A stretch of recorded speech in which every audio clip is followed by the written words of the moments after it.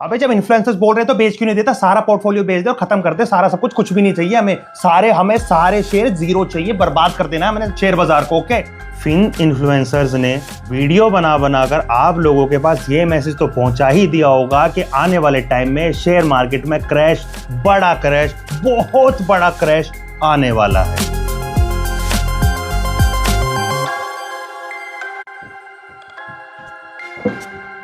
Video को explain करने से पहले एक एग्जांपल देकर समझाऊंगा। 2 से 3 मिनट वीडियो देख लेना, उसके बाद कोई राय बनाना। स्क्रीन पर देखो, एक फोटो लगा हुआ है आपके सामने।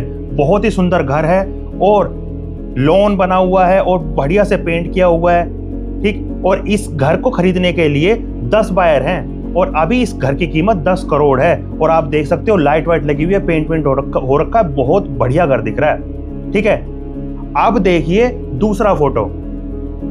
अब ये फोटो आपके सामने लगा हुआ है, देखो बाहर लॉन गंदा सा है, पेंट उतरा हुआ है और जो वो खरीदार थे उसमें से देखिए 9 चले गए, सिर्फ 1 बचा हुआ है।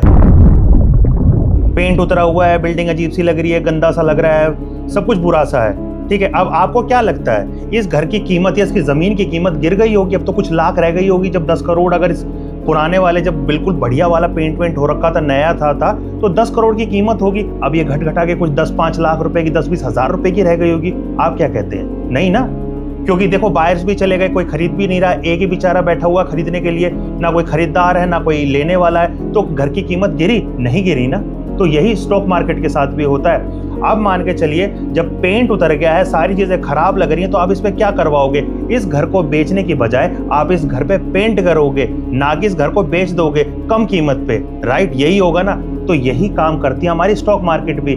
जब कोई ऐसी कंपनी या ऐसा कोई बैंक या फिर सरकारी बैंक या फिर कोई ऐसी इतनी बड़ी कंपनी जो टू बिग टू फेल है, वो अगर कंपनी के शेयर गिर चुके हैं, बर्बाद हो चुके हैं, तो उसका मतलब क्या है? उसका मतलब ये थोड़ी है कि उसकी कीमत घट गई है। अब ये थोड़ी है कि 10,000 करोड़ की कंपनी अब 10,000 रुपए की हो गई है, ऐसा तो नहीं हुआ ना। बस उसमें क्या हुआ कि मार्केट में उसके खरीदार कम हो गए हैं। ये नहीं है कि उसकी जमीन के रेट गिर गए हैं। आज भी प्राइस उसके 10,000 करोड़ ही हैं, लेकिन अब उसका बस पेंट उतर गया। अब उस पर करना क्या है? उस पर पेंट मारा जाएगा और वो बिल्डिंग नई हो जाएगी। सेम जब भी मार्केट डाउन जाती है या मार्केट गिर रही होती है, तो तब भी यही होता है शेयर मार्केट में। जिस तरीके से इस घर का एग्जांपल मैंने दिया, बस पेंट उतर जाता है और हर मौसम में वो पेंट एक बार उतर जाता है और हर होली दिवाली पर उस पर पेंट करवा लेना चाहिए। तो जब पेंट करवाया जाता है, ना कि उस घर को बेच दिया जाता है या उस स्टॉक को बेच दिया जाता है। अगर आपने इतनी अच्छी कोई कंपनी ले रखी है तो उसको बेचने के बजाय ना उस पर पेंट करो। पेंट करने का मतलब ये है कि उसके अंदर और खरीदारी करो कि उससे पेंट हो जाए उस पर। और जब वो पेंट हो जाएगा और जब घर चकाचक हो जाएगा तो होगा क्या? अगेन वो बायर्स आ जाएंगे जो कि इस घर को खरीदने वाले नहीं थे। फिर दोबारा 10 बायर्स आएंगे, 20 बायर्स आएंगे और बायर्स आते जाएंगे, तो घर की जो कीमत है धीरे धीरे और ज्यादा बढ़ जाएगी, जो हमने इस एग्जांपल से समझा। आप जो जितने भी इन्फ्लुएंसर्स हैं, याद करिए लॉकडाउन का, कोरोना वाला टाइम, उस वाले टाइम में इन लोगों ने कभी कुछ खरीदा नहीं। और जब मार्केट धीरे धीरे बढ़ने लगी, उस वक्त ये आकर आपको ऑप्शन ट्रेडिंग के बारे में बताने लगे कि यार हमने तो ऑप्शन खरीद लिया, 2 करोड़ का फायदा हुआ। और फिर धीरे धीरे आज हमने सेलिंग करी, आज हमें 5 करोड़ का फायदा हुआ। उसके बाद में सेबी ने डंडा किया और सेबी ने जैसे ही डंडा इन पर लगाया ना, उसके बाद आज की डेट में इनमें से कोई सा भी इन्फ्लुएंसर आपको कभी भी कोई चार्ट नहीं दिखाता। अगर इनको चार्ट दिखाने होते हैं ना, तो ये लोग दुबई जाते हैं और जब दुबई से वापस आते हैं ना, तो फिर ये वही क्रिप्टो बेच रहे होते हैं इंडिया में आके कि ये क्रिप्टो ले लो, वो क्रिप्टो ले लो, ETF खरीद लो, वो ETF खरीद लो। पिछली जो मैंने लाइव की थी लास्ट सैटरडे को, उसके अंदर मैंने आपको एक क्वेश्चन किया था, वो क्वेश्चन आपके सामने भी रखता हूं। जब ये बड़े बड़े जो बायर्स हैं, बड़ी बड़ी फिर FIIs हैं, क्या ये लोग ETF के अंदर कभी बाइंग करके इसको पंप एंड डंप नहीं कर सकते क्या? आपका क्या कहना है? ये क्वेश्चन मैं आपसे भी पूछता हूं, मुझे कमेंट में करके बताइएगा, क्या ETF में कभी पंप एंड डंप नहीं हो सकता क्या? यार 20-22 रुपए का है, कोई बहुत बड़े रुझान उसके अंदर आ नहीं रहा है, धीरे धीरे पैसे डाले जाते, किसी ने आके उसके अंदर हजारों करोड़ों रुपए डंप कर दिए, तो वो भागेगा नहीं भागेगा? और यही देखने को मिला हमें सिल्वर के ETF में। सिल्वर जो गिरी हुई थी अभी पिछले दिनों, जब सिल्वर डाउन गई थी ना, तो 3%, सिर्फ 3% जो सिल्वर डाउन हुई थी। लेकिन ETF पता है कितना डाउन गया था? 40%। 40% ETF डाउन हो गया था। सिल्वर 3% डाउन थी और ETF 40% डाउन था। अब आप जरा सा सोचिए क्या गेम हो रहा है। ये गेम हमारी सोच से भी बहुत ज्यादा बड़ा है। इसलिए हमेशा एक या एक से ज्यादा ऐसी कंपनी चुनिए जो कभी भी गिरने के चांसेस जिसके बहुत ज्यादा कम हो, जिसके खत्म हो जाने के, बर्बाद हो जाने के चांसेस बहुत कम हो। क्योंकि जो too big to fail companies होती है ना, अब कोई बहुत बड़ा बैंक हो जो पूरी दुनिया पूरे देश में फैला हुआ है, जो पूरे देश की अर्थव्यवस्था को, इकोनॉमी को संभाल रहा है, अगर वो देश फेल हो जाए तो मोदी जी को आके अपना बयान दर्ज करवाना पड़ेगा देश के सामने कि यार वो बैंक फेल कैसे हो गया। जब येस बैंक डूबने लगा था ना, तो गवर्नमेंट ने आके उसका हाथ पकड़ लिया था, उसको डूबने से बचाया था। एसबीआई बैंक ने उसके अंदर शेयर खरीदे थे, उसको बचाया था किसी ना किसी तरीके से। क्यों बचाया भाई? प्राइवेट बैंक था। क्योंकि जब जिस बैंक में पब्लिक की इतनी ज्यादा हिस्सेदारी होती है तो इंडियन गवर्नमेंट का हक बनता है, और सिर्फ इंडियन गवर्नमेंट का नहीं, हर देश की गवर्नमेंट का ये हक और मजबूरी बन जाता है कि उस कंपनी, उस बैंक को बचा के रखे। और सिर्फ बैंक की कहानी नहीं है, सेम ऐसे दुनिया भर की जितनी भी इस बाजार में कंपनीज है ना, सबके साथ यही कहानी है। तो अभी जब भी ये इन्फ्लुएंसर्स आपको भड़काते हैं ना, क्रैश आने वाला है, बर्बाद होने वाली है मार्केट, खत्म होने वाली है मार्केट, ये होने वाला है मार्केट में, वो होने वाला है मार्केट में, तो आप समझ जाइएगा इनके पास कोई टॉपिक नहीं बचा। इस वजह से अब वो बस क्रैश करवा रहे हैं और आपके दिल में बस एक फोमो बैठा रहे हैं कि यार ये करिए वो करिए। और जरूरी नहीं है कि इन लोगों को कहीं से पैसे ना मिले।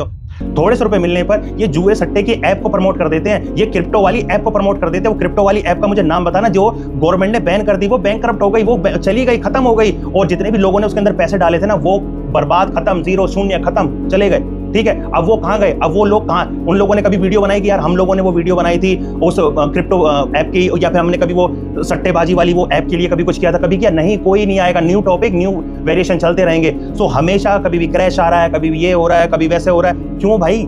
क्रैश आता है, क्रैश आने का मतलब क्या है? क्रैश कभी आ गया, 1000, 2000, 5000 पॉइंट गिर गए। याद करिए कोरोना का टाइम 7000 पे निफ्टी था। आप लोगों ने किसी में भी हिम्मत जगाई खरीदने की? आज तो ये वॉरेन बफे या बाकी लोगों की जब सब डरे हैं, जब फियरफुल हो, तो आप खरीदिए, ज्ञान देते रहते हैं हर लोग अपनी वीडियो में। लेकिन जब वो मौका आता है, जब एक्चुअल में मार्केट डाउन गई हुई थी, जब ये लोग आके चीख के वीडियो क्यों नहीं बनाते कि खरीद लो भैया, सस्ता मिल रहा है? कोई नहीं बोलेगा। क्यों नहीं बोलेगा? क्योंकि उस वक्त ये खुद डरे हुए होते हैं। इनका पोर्टफोलियो, आज सब लोग वीडियो बना रहे हैं, पोर्टफोलियो लाल हो रखे हैं, पोर्टफोलियो लाल हो रखे हैं। यार एक बार बताइए, जब आपने एक अच्छी कंपनी ली हुई है, आप जब चिल्ला चिल्ला कर बोलते हो भाई आप लॉन्ग टर्म के लिए जा रहे हो, 10 साल का होरिजोन है आपका, तो इतनी जल्दी क्यों घबराना है? भाई जब तुमने अपनी वीडियो में उनको घबराने से मना किया है और 10 साल का होरिजोन आपने दिया है उन लोगों को, तो आप किस बुनियाद पे आज आके बोल रहे हो कि भैया मार्केट में क्रैश आने वाला है? क्यों? क्योंकि आप इनडायरेक्टली उनको एक फोमो में क्रिएट डाल रहे हो कि भैया मार्केट क्रैश होने वाला है, बेच दो। क्योंकि मार्केट क्रैश होगा, सब लोगों को डर बैठेगा। तो यार एक बंदा जो एक गांव कस्बे में बैठ के, दिल्ली, मुंबई, बेंगलोर जैसे शहर में भी बैठ के, जो बेचारा अपने 9 to 5 करके जॉब में कमा रहा है, लाख, 1.5 लाख, 50 लाख, कितने भी कमा रहा हो, जब वो अपनी ये कमाई का एक हिस्सा वहां पे लगा रहा है, तो उसको यार थोड़ा सा भी हिस्सा जब उसको देखेगा कि यार मार्केट डाउन जा रही है, क्रैश हो सकती है, तो वो घबराएगा भाई और वो बेच देगा।